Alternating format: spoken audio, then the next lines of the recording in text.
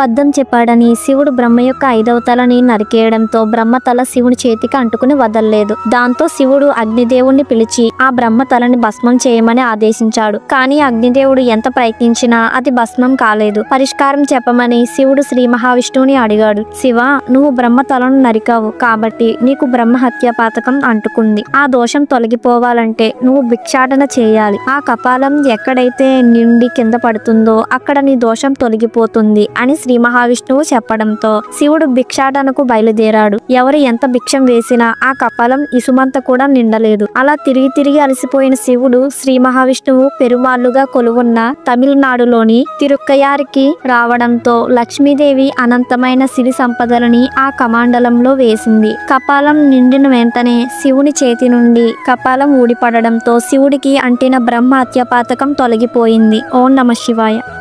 మరిన్ని వీడియోస్ కోసం ఫాలో చేయండి. అలాగే మీరు ఏ విషయం గురించి తెలుసుకోవాలనుకుంటున్నారో కామెంట్ చేయండి.